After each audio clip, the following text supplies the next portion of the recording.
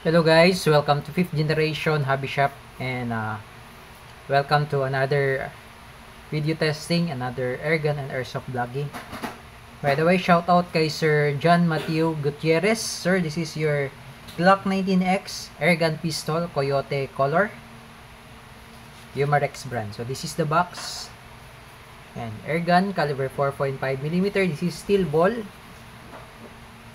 Glock 19X Coyote.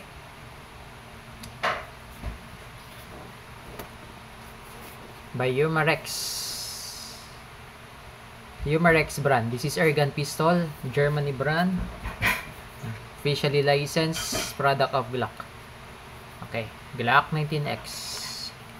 So this is the Glock 19X Coyote brand, Coyote color, Umarex brand, airgun pistol.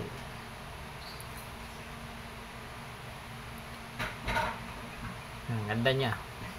Yung sight niya is tritium sight, yan. No. Dalawang dot, white dot, tapos isang dot naman sa front. Usually yung ibang Glock naka U-box, ito dalawang dot. Ayan.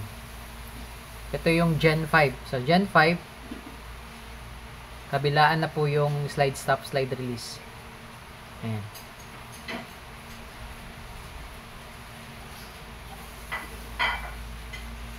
Ayan siya. So, X is a combination of two models. So, bali yung slide niya is a Glock 19 slide, tapos yung pinaka frame niya or grip niya sa Glock 17. Okay?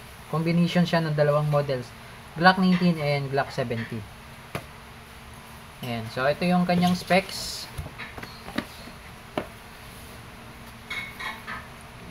CO2 powered, 3 joules, steel ball, blowback, metal slide, polymer frame. Ayan, this is a double and single and double action. So para din siyang sa Glock 17. And then the magazine niya is 18 rounder, and then yung kanyang barrel is smoothbore barrel. Okay, steel BBs. So bali,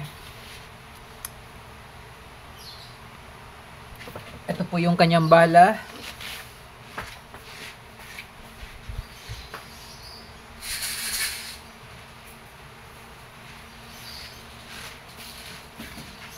Okay, I'm using the copper coated steel ball. This is 4.5mm in diameter. This is ayan, steel ball. Umarex brand also.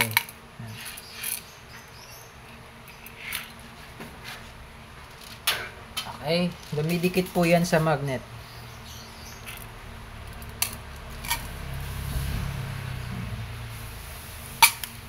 Steel ball. So, bali may kasama siyang 500 shot steel ball, and then 5 pieces na CO2. 5 pieces. And then yung silicone oil.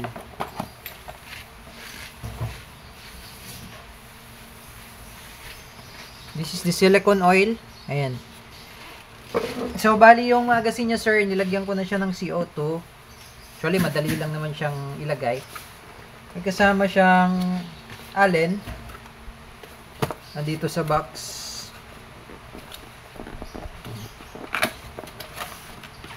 Ayan, may mga kasama may mga kasama siyang manual. Ito yung sa maintenance and safety manual. Ito naman po yung sa instruction manual. And then yung Allen para dun sa magazine. Ayan, lagyan ko na siya ng CO2. So every time na maglalagay kayo ng CO2, papatakan nyo po yung part na to ng oil, pati yung pinakadulo ng CO2, patakan nyo ng oil. Tapos ito, ayan, usog nyo lang. Ayan, pag hihigpitan nyo, andyan lang yung cap. Ayan. Okay? Pagbabalik, ganun lang. So, lalagyan natin siya ng steel ball. So, pag-load naman, ganyan lang.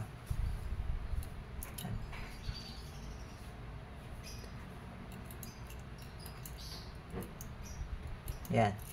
So, yung CO2 niya ay nauubos po more or less 60 shots bago siya maubos. Yan. Tapos, meron siyang safety sa ilalim. Ayan. Pag white yan, safe. Safe yan. Pag red naman yan, that's fire. Okay, so malalim po yung trigger nito, sir. Malalim. Yan, malalim po yung trigger niya. Hanggang dulo po yan. Yan. Okay, it's a compact pistol, Glock 19X. Okay, susubukan natin. Okay, again, shout out kay Sir John Mateo Gutierrez. This is the Glock 19X Umarex Airgun Pistol CO2 powered. Testing, sir. Firing.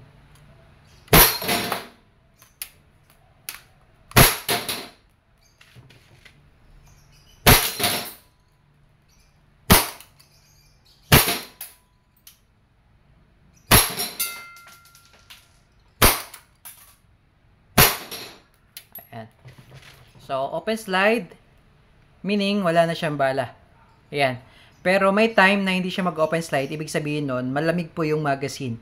Or di kaya, yung certain amount ng CO2, hindi ganun kadami, kaya hindi siya nag-open slide kasi blowback siya. Okay? So, pwedeng malamig yung magazine or konti lang yung CO2, kaya hindi siya natutulak ng hanggang dulo. Okay? So, ayan, nag-open slide siya. Release mo yung magazine. Then, hatakin mo lang yung slide. Release. Hammer down. Okay. So, okay na po, Sir John Mateo Gutierrez. This is your Umarex Glock 19X Airgun Pistol.